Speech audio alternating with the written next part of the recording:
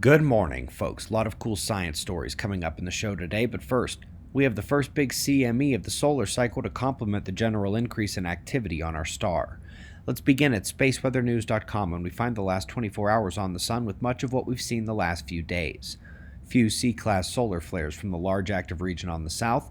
The smaller motions around the sun would be the filaments more easily visible in the red view from the opening.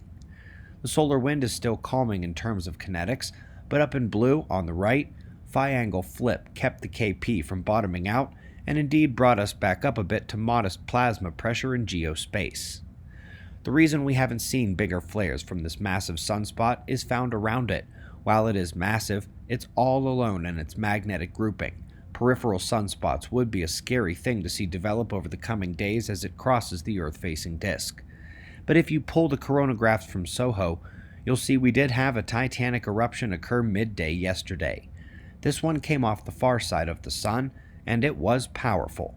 Stereo A is a few months behind in Earth's orbital path, so it sees the side of the sun. Earth is off to the right. The big sunspots incoming that we looked at already, those would be the ones from the center here on the south. You can see where the eruption occurs and where the ejection is heading on its coronagraph. Earth still off to the right on this. Would have been a big geomagnetic storm if it was headed this way, but instead the inner solar system high-energy proton and electron counts are surging a bit, IMF wielding that electrodynamic surge at planetary level. This is the polar field data from Stanford. They don't make the chart, so we had to do it, which is why there isn't a link. But folks, the increase in energy comes as we are due to expect the solar polar field total magnetism reversal. Happens twice each year, and is what we've published on in terms of seismic triggering.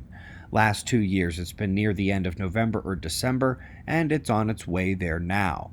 Even without a link, you can learn all about this at quakewatch.net, from the initial publication to how it went from timing to location forecasting. A quick reminder that Hemp Lucid made a page just for giving things away to suspicious observers.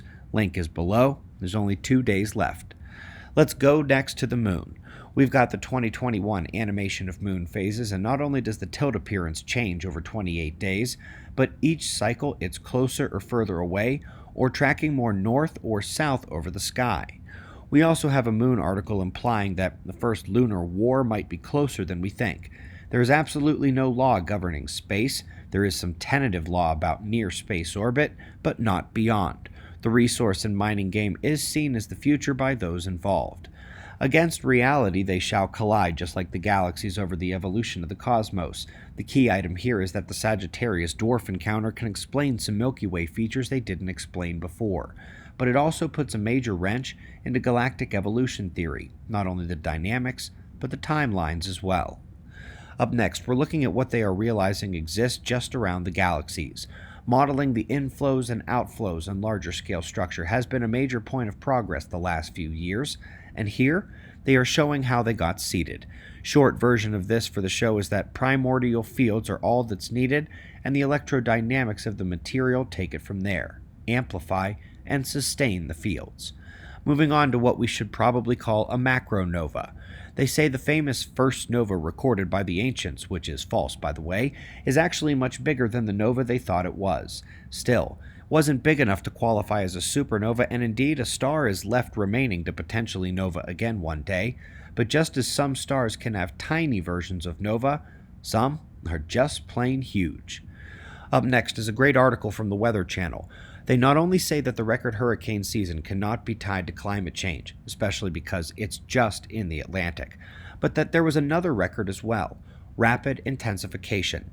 The scale to which the record was shattered is not due to a minute change in ocean temperature, but it is exactly what we'd expect in the Atlantic with the South Atlantic anomaly if the failing magnetic field of Earth is allowing space energy to more directly access those vortex systems. Tick-tock on the magnetic field.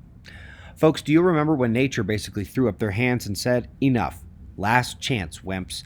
Well, they are still waiting for their collection of final tries.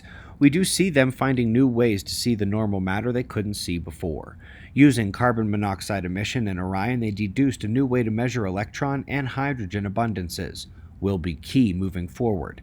And last but not least, we come back to nature beginning to explore other options, including yet another version of the Force, the ether, the vacuum energy or virtual plasma or cosmic underlying energy potential. But now, they want to call it quintessence and act like they made it up, as in the quintessential piece of the universe. The hubris. The vacuum itself has electric potential. Folks, eyes on the sun. We greatly appreciate your support. If you'd like to know more about all these cosmological difficulties, watch Plasma Cosmology. You can do so at suspiciousobservers.org or on our channel page. We've got wind maps and shots of our star to close, and of course, we'll do this all again tomorrow. Right here, but right now, it's 5 a.m. in the new Valley of the Sun. Eyes open. No fear. Be safe, everyone.